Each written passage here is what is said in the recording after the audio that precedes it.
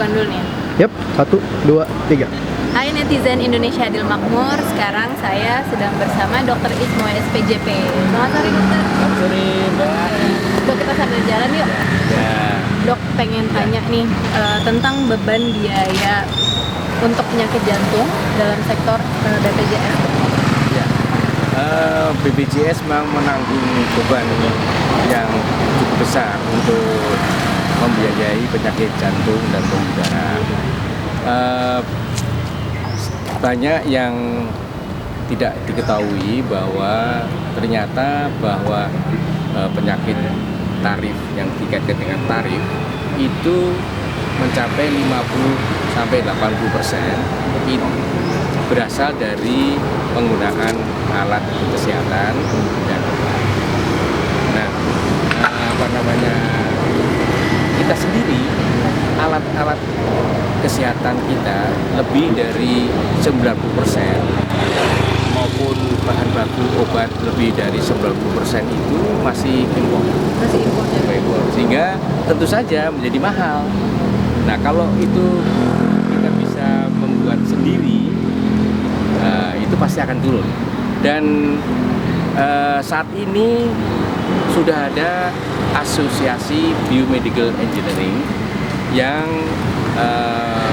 menjadi satu untuk membuat alat yang dulunya tidak mungkin dilakukan, tapi ternyata hasil satu penelitian beberapa waktu ini telah dapat membuat stand yang kemudian harusnya stand ini dapat menurunkan harga yang cukup bermakna.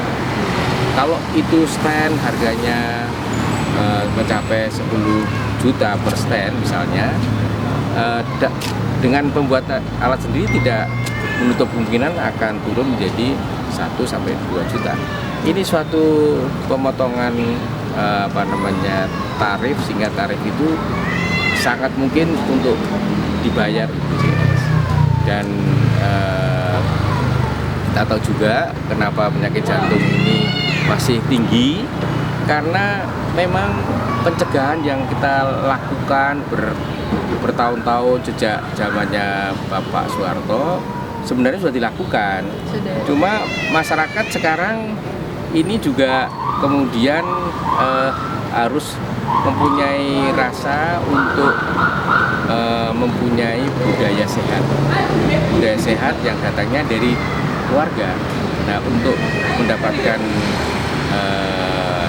pengertian budaya sehat itu tentu Bapak Prabowo Sandi akan memberikan satu pendekatan-pendekatan yang lebih mudah dilaksanakan oleh masyarakat untuk membuat keluarganya itu mempunyai budaya sehat. Artinya sakit itu malu, ya, sakit itu malu. Nah, salah satu upayanya itu adalah membuat satu keluarga yang sehat madani. Artinya apa? Keluarga itu untuk beberapa keluarga, 10-15 keluarga yang diberikan sebidang tanah oleh Pemda luas antara 10 kali 4 meter, dan mereka akan bisa menanam tanaman yang organik, misalnya di situ ada kolam ikan dan sapi perah yang itu dapat dipenuhi oleh 10-15 keluarga yang kemudian dapat mandiri untuk membina keluarga yang sehat karena makanan yang sehat. Nah, sebelum melakukan aktivitas di tempat keluarga sehat madani tadi, mereka semuanya harus olahraga dulu misalnya. Ya, kemudian juga saya dengar ITB itu telah menemukan filter penyaringan untuk air bersih, bisa digunakan dengan harga murah dan masyarakat dapat menikmati air yang sehat yang dikonsumsi dan dibuat sendiri. Kemudian tentunya di sana akan didampingi oleh bukan hanya dokter-dokter, tentu tidak dihadiri di situ oleh mahasiswa tingkat terakhir yang dapat ikut menyumbang kepandaiannya mereka untuk mengawal bagaimana ibu-ibu atau emak-emak yang berada di rumah yang kemudian menjadi aktif mengenal masalah online, media online. Nah ini mahasiswa kan dulu kita kenal dengan KKN, kuliah kerja nyata. Iya, benar Dok. Ya itu dapat tiap 3 bulan sekali diganti untuk mahasiswa itu ikut KKN di sana.